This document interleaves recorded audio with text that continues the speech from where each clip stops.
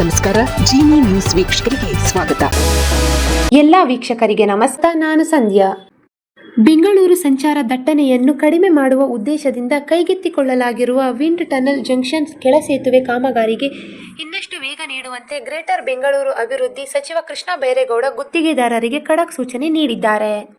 ಬೆಂಗಳೂರು ಕೇಂದ್ರ ನಗರ ಪಾಲಿಕೆ ವ್ಯಾಪ್ತಿಯ ಹಳೆ ವಿಮಾನ ನಿಲ್ದಾಣ ರಸ್ತೆಯು UR ರಾವ್ ಉಪಗ್ರಹ ಕೇಂದ್ರದ ಸಮೀಪದ ವಿಂಡ್ ಟನಲ್ ಜಂಕ್ಷನ್ಗೆ ಇಂದು ಭೇಟಿ ನೀಡಿ ಕಾಮಗಾರಿ ಪ್ರಗತಿ ಪರಿಶೀಲಿಸಿದ ಅವರು ಯೋಜನೆಯನ್ನು ನಿಗದಿತ ಅವಧಿಯಲ್ಲಿ ಪೂರ್ಣಗೊಳಿಸಲು ಹೆಚ್ಚುವರಿ ಸಿಬ್ಬಂದಿಯನ್ನು ನಿಯೋಜಿಸಿ ಕಾರ್ಯ ಚುರುಕುಗೊಳಿಸುವಂತೆ ನಿರ್ದೇಶನ ನೀಡಿದರು.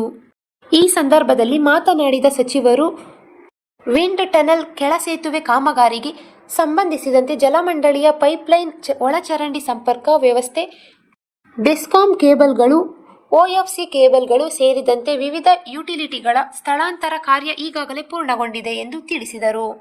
ಪ್ರಸ್ತುತ ತಡೆಗೋಡೆ ನಿರ್ಮಾಣ ಕಾಮಗಾರಿ ನಡೆಯುತ್ತಿದ್ದು, ಅದನ್ನು ಇನ್ನಷ್ಟು ವೇಗವಾಗಿ ಪೂರ್ಣಗೊಳಿಸಿ ಮುಂದಿನ 3 ತಿಂಗಳೊಳಗೆ ಸಂಪೂರ್ಣ ಕಾಮಗಾರಿ ಮುಗಿಸುವಂತೆ ಅಧಿಕಾರಿಗಳಿಗೆ ಸೂಚಿಸಲಾಗಿದೆ ಎಂದರು. ಈ ಕೆಳ ಸೇತುವೆ ನಿರ್ಮಾಣದಿಂದ ಹಳೆ ವಿಮಾನ ನಿಲ್ದಾಣ ರಸ್ತೆ ಭಾಗದ ವಾಹನ ಸಂಚಾರ ಸುಗಮವಾಗಲಿದ್ದು, ವಿಂಡ್ ಟನಲ್ ಜಂಕ್ಷನ್ನಲ್ಲಿ ಉಂಟಾಗುವ ಟ್ರಾಫಿಕ್ ಒತ್ತಡವನ್ನು ಕಡಿಮೆ ಮಾಡಲು ಇದು ಸಹಕಾರಿಯಾಗಲಿದೆ. ಕಾಮಗಾರಿ ವೇಳೆ ಸಾರ್ವಜನಿಕರಿಗೆ ಯಾವುದೇ ರೀತಿಯ ಸಂಚಾರ ತೊಂದರೆ ಉಂಟಾಗದಂತೆ ವಿಶೇಷ ಕ್ರಮಗಳನ್ನು ಕೈಗೊಳ್ಳಲಾಗುತ್ತಿದೆ ಎಂದು ಅಧಿಕಾರಿಗಳು ತಿಳಿಸಿದ್ದಾರೆ.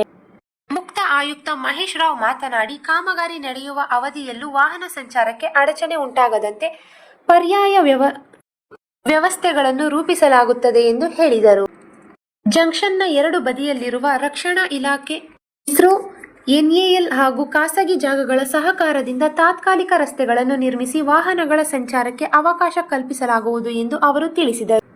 ವಿಂಡ್ ಟನಲ್ ಜಂಕ್ಷನ್ನಲ್ಲಿ ಸುಮಾರು 19 ಕೋಟಿ ರೂಪಾಯಿ ವೆಚ್ಚದಲ್ಲಿ 300 ಮೀಟರ್ ಉದ್ದದ ಕೆಳ ಸೇತುವೆ ನಿರ್ಮಾಣ ಕಾಮಗಾರಿ ಕೈಗೆತ್ತಿಕೊಳ್ಳಲಾಗಿದೆ.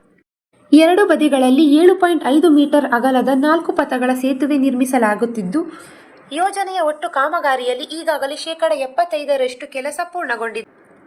ಒಂದು ಭಾಗದಲ್ಲಿ ಯುಟಿಲಿಟಿಗಳ ಸ್ಥಳಾಂತರ, RCC ಗೋಡೆ ನಿರ್ಮಾಣ, ಸರ್ವಿಸ್ ರಸ್ತೆ ಕಾಮಗಾರಿ ಹಾಗೂ ಮಧ್ಯಭಾಗದಲ್ಲಿ ಅಳವಡಿಸಬೇಕಾದ ಬಾಕ್ಸ್ಗಳ ತಯಾರಿಕೆ ಕಾರ್ಯ ಮುಕ್ತಾಯ ಹಂತ ತಲುಪಿದೆ. ಯೋಜನೆಯ ಮುಂದಿನ ಹಂತದಲ್ಲಿ ತಡೆಗೋಡೆ ಕಾಮಗಾರಿ ಪೂರ್ಣಗೊಂಡ ಬಳಿಕ ಮಧ್ಯಭಾಗಕ್ಕೆ ಪೂರ್ವ ಸಿದ್ಧಪಡಿಸಿರುವ ಬಾಕ್ಸ್ಗಳನ್ನು ಅಳವಡಿಸಲಾಗುತ್ತದೆ. ಅದರ ನಂತರ ಅಂತಿಮ ಹಂತವಾಗಿ ಸರ್ವಿಸ್ ರಸ್ತೆಗಳ ನಿರ್ಮಾಣ ಕೈಗೊಳ್ಳಲಾಗುತ್ತದೆ. ಈ ಮೂಲಕ ನಿಗದಿತ ಅವಧಿಯೊಳಗೆ ಕಾಮಗಾರಿ ಪೂರ್ಣಗೊಳಿಸಿ ಸಾರ್ವಜನಿಕ ಬಳಕೆಗೆ ತೆರೆಯುವ ಗುರಿ ಹೊಂದಲಾಗಿದೆ. ಪರಿಶೀಲನಾ ವೇಳೆ ಕೇಂದ್ರ ನಗರ ಪಾಲಿಕೆ ಆಯುಕ್ತ ವೆಂಕಟಾಚಲಪತಿ, ಮುಖ್ಯ ಅಭಿಯಂತರ ವಿಜಯ್ ಕುಮಾರ್ ಹರಿದಾಸ್, ಹೇಮಲತಾ ಸೇರಿದಂತೆ ಹಲವು ಹಿರಿಯ ಅಧಿಕಾರಿಗಳು ಉಪಸ್ಥಿತರಿದ್ದರು. ಈ ದಿನದ ನಿರಂತರ ಸುದ್ದಿಗಳಿಗಾಗಿ ವೀಕ್ಷಿಸುತ್ತಿರಿ ಜೀನಿ ನ್ಯೂಸ್. ನಮಸ್ಕಾರ.